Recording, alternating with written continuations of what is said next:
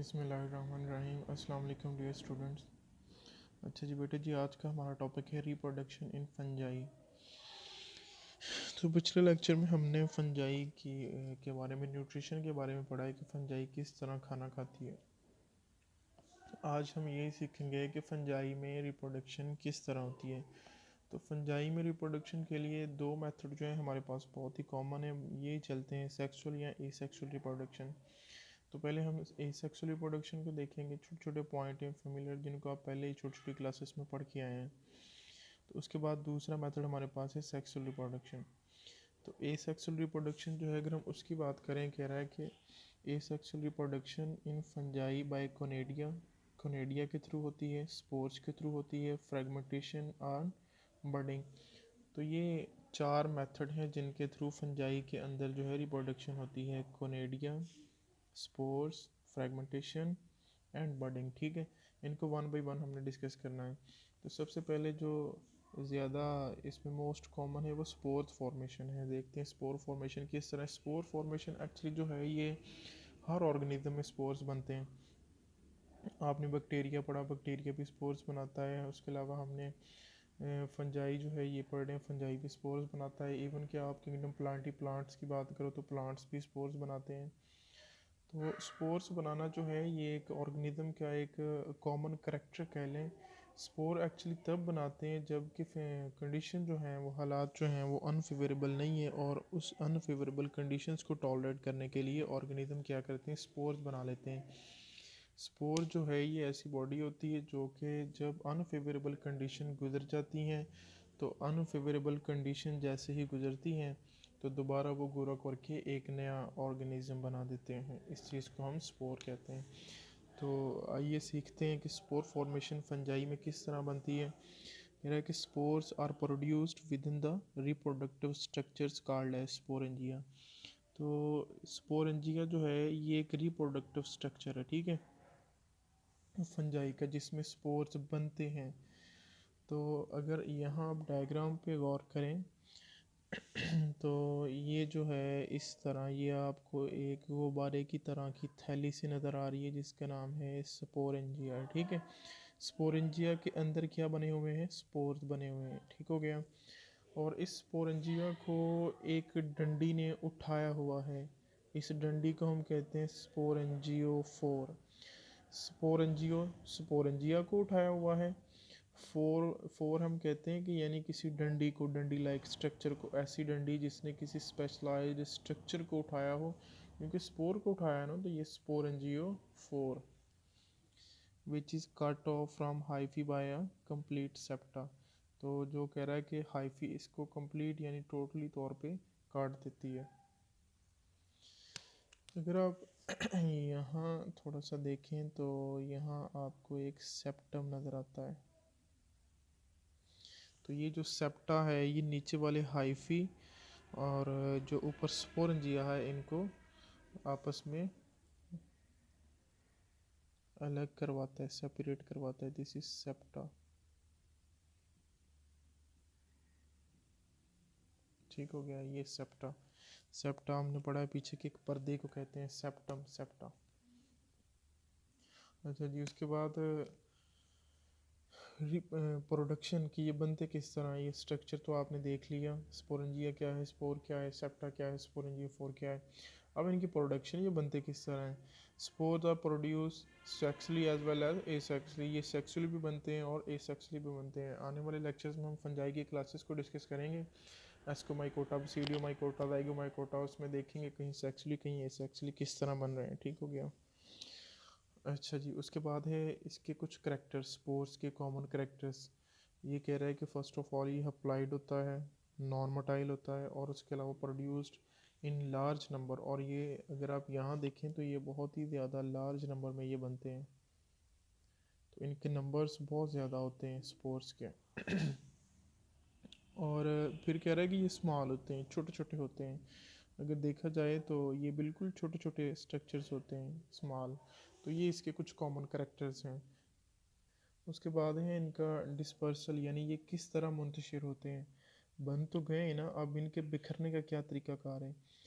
कह रहा है कि not needed not need water for dispersal. इनको डिस्पर्शन के लिए वाटर नहीं चाहिए। एक्चुअली वाटर जो है वो मीडियम उस तरह के स्ट्रक्चर के लिए होता है, ऐसे स्ट्रक्चर जिनके पास जो है वो फ्लेजेला होता है। फ्लेजेला यानी विप लाइक स्ट्रक्चर होता है। तो ऐसे स्ट्रक्चर जिनके पास फ्लेजेला होता है वो पानी के साथ बहुत आसानी से मूव हो सकते हैं, लेकिन इनके पास फ्लेजेला नहीं है, छोटे छोटे स्ट्रक्चर हैं, लिहाजा इनको पानी नहीं चाहिए, बल्कि क्या चाहिए, ईजिली डिस्पर्स्ड बाय विंड, हवा चाहिए इनको। इंसेक्ट एंड स्मॉल एनिमल्स उनके थ्रू ये हो सकते हैं। और by rain splashes, rain splashes कहते हैं पानी की जो बौछार होती है उसको। तो ये वो तरीके हैं जिनसे ये डिस्पर्स हो सकते हैं। अच्छा जी, डिस्पर्स भी हो गए। उसके बाद लेट्स सपोज इनको फेवरेबल कंडीशन मिल गई, फेवरेबल जगह मिल गई, तो किस तरह ये जर्मिनेशन करते हैं।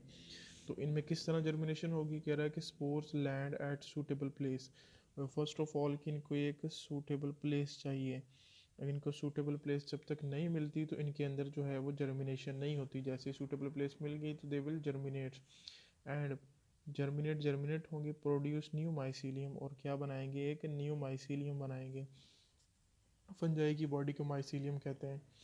अच्छा जी, स्पोर्स। तो एंड पे बिल्कुल ये एक आखिरी बात कर रहा है कि जो स्पोर्स हैं, spores are most common mean of reproduction fungi की। जैसे कि मैंने लेक्चर के स्टार्ट भी आपको बता दिया था कि जो स्पोर्स हैं ये फंजाई के अंदर मोस्ट कॉमन मीन है रिप्रोडक्शन के लिए। तो ये हमने सारा स्पोर्स के बारे में पढ़ा है कि स्पोर्स फॉर्मेशन स्ट्रक्चर क्या है इसका, स्पोर्स स्पोरेंजिया, सेप्टा स्पोरेंजियो 4 किसे कहते हैं, और प्रोडक्शन इनकी किस तरह होती है, सेक्सुअली एसेक्सुअली, करेक्टर क्या है इसके, और इनकी डिस्पर्शन किस तरह होती है, जर्मिनेशन किस तरह होती है, और आखिरी एक पॉइंट कि ये मोस्ट कॉमन हमारे पास रिप्रोडक्शन का मीन है। अच्छा जी, उसके बाद हमारे पास दूसरा तरीका है रिप्रोडक्शन का एसेक्सुअली अगर हम देखें तो वो है हमारे पास कोनिडिया। स्पोर हमने पढ़ लिया, हमने पढ़ा था ना कि हमारे पास स्पोर है, कोनिडिया है, फ्रेगमेंटेशन और बडिंग। तो अगला हमारे पास जो है वो है कोनिडिया फॉर्मेशन। कोनिडिया क्या चीज़ है। अच्छा जी, यहाँ आप ज़रा डायग्राम पे गौर करें। यहाँ हमने डायग्राम ड्रा की हुई है कोनिडिया की। एक्चुअली है ये भी स्पोर्स ही, स्पोर्स की तरह के ही स्ट्रक्चर हैं, लेकिन हम इनको यहाँ स्पोर्स नहीं कहेंगे। क्यों स्पोर्स नहीं कहेंगे, क्योंकि यहाँ इनके बनने का क्राइटेरिया कुछ और है, लेकिन अगर आप यहाँ देखें तो यहाँ इनके बनने का क्राइटेरिया कुछ और है। अगर आप यहाँ गौर करें तो यहाँ ये एक चेन नुमा स्ट्रक्चर में बन रहे हैं, एक चेन बन रही है। तो यहाँ कोनेडिया, अगर आप नीचे वाली डंडी देखें तो इस डंडी का नाम है कोनेडियोफोर। ऐसी डंडी जिसने कोनेडिया को उठाया हुआ है। ऊपर क्या बन रहे हैं, कोनेडिया बन रहे हैं। लेकिन यहाँ आप देखें तो यहाँ स्पोरेंजियोफोर और ऊपर स्पोर्स बन रहे हैं। और ये इनकी जो है वो फ्रूटिंग बॉडी कुछ और है, कुछ और तरह की, और इनकी फ्रूटिंग बॉडी जो है वो और तरह है। तो लिहाजा इनका नाम भी यहाँ और होगा, कोनिडिया। और इनको भी अलग करता है एक सेप्टा, एक पर्दा, नीचे जो कोनिडियोफोर है और ऊपर जो फ्रूटिंग बॉडी बन रही है, इनको जुदा करने वाला भी एक सेप्टम है।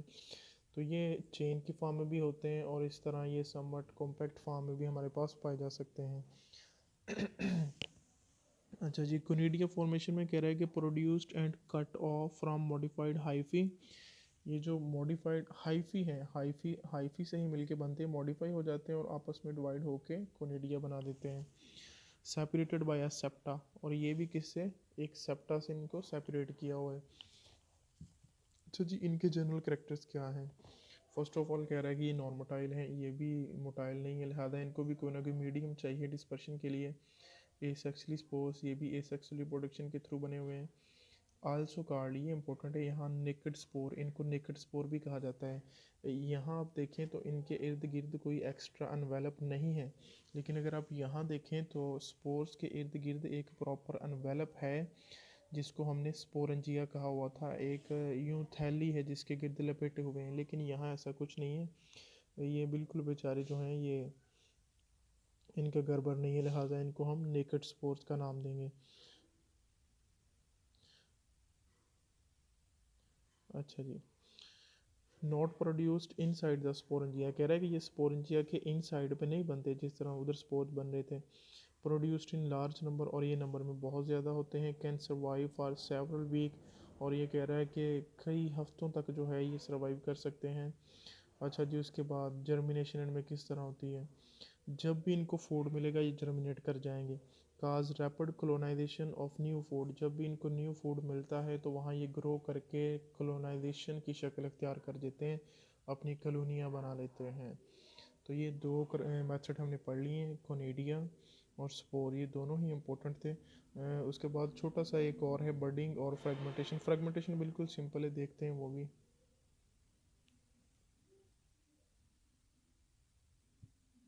अच्छा जी, हमारे पास है फ्रेगमेंटेशन। फ्रेगमेंटेशन में सिंपल कह रहा है कि breaking off mycelium hyphae into pieces, each piece give rise to new mycelium. तो ये बहुत ही सिंपल है, ये बहुत ही सिंपल है, जिसमें कह रहा है कि हमारे पास कोई भी हाइफी है, ये हाइफी जितने टुकड़ों में टूटेगा, हर टुकड़ा हर पीस जो है एक नया माइसीलियम जो है ग्रो करके बना देगा। उसके बाद है रिप्रोडक्शन में यीस्ट। यीस्ट के अंदर हमने पढ़ा था कॉन्सेप्ट ऑफ बडिंग। तो इसके अंदर थोड़ा सा जो है बडिंग का कॉन्सेप्ट है, इसमें हमने सबसे रिप्रोडक्शन में पढ़ा था कि कोनेडिया है, स्पोर फॉर्मेशन है, फ्रेगमेंटेशन और लास्ट वन बडिंग। तो ये जो है यूनिसेलर है, ये दो तरह से डिवाइड होता है। एक एसिमेट्रिकल डिवीजन होती है इसमें जो बडिंग के थ्रू होती है, और दूसरी जो है हमारे पास इक्वल सेल डिवीजन, ये सिंपल सेल डिवीजन है। सेल जो है वो थोड़ा पूरा पूरा सिमेट्रिकली डिवाइड होता है। तो इसमें कह रहा है कि tiny outgrowth as bud is produce. तो यहाँ डायग्राम में देखें तो एक छोटी सी बर्ड बनती है, बर्ड जो है अलग होती है, अलग होकर एक नया माइसेलियम फंजाई का बना देती है। This is simple concept of budding. Bud is separated and produce new yeast, ठीक है, यहाँ से अलग हुई और ये नया फंजाई यीस्ट बन जाता है आपके पास। उसके बाद इक्वल सेल डिवीजन है। इक्वल सेल डिवीजन मीन कि सिमेट्रिकल सेल डिवीजन है, यानी जिसमें तो यहाँ सिमेट्रिकल और एसिमेट्रिकल का फ़र्क ये है कि यहाँ देखें कि सिमेट्री बराबर नहीं है, ये पूरा एक सेल है, छोटी सी बर्ड बनती है, छोटी सी आउटग्रोथ बनती है।